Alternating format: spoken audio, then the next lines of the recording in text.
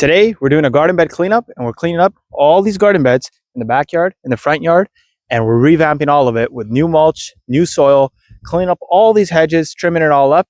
Let's go through the process. This is garden bed number 1. In the front, we had to remove some of the topsoil, get rid of the weeds, and then if you come over here, in the back, the customer actually had the soil spilling into the foundation, which was causing root rot and a bunch of other problems when the snow came and started flooding into the basement. So we actually had to dig a small trench over here to help with proper drainage. Following that, we had to do the tree trimming, had to hedge trim all of this, hedge trim all of that. And at the moment, we're doing some disposal, and I'll show you what's going on in the backyard. This is garden bed number 2. This is where we installed the new plant, put in the mulch. We already installed that, which is we're going to be putting on the standard mulch everywhere, which is dark forest mulch. This is garden bed number 3, where again, cleaning up the weeds, trimming it up. We have to pick up all these leaves, give it a nice clean look, and then finally add a yard of mulch.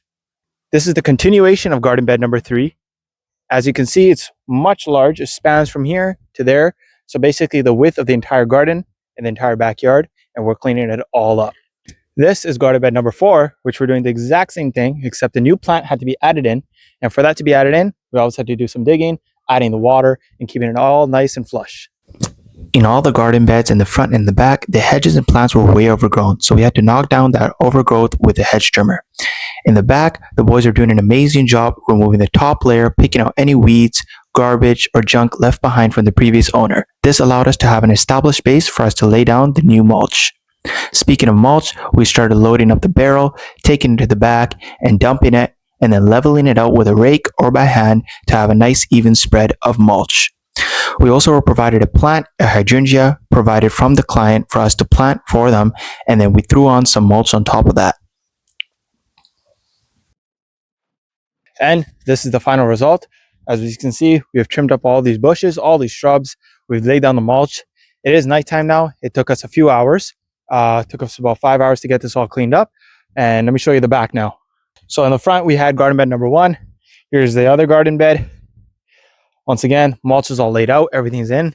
Mulch all around right here. As you can see, all the span of the whole fence, we had to lay down mulch. It took us about almost 2 yards of mulch to fill out this entire yard. We have this tree bed that we threw in complimentary for the client as we had excess mulch.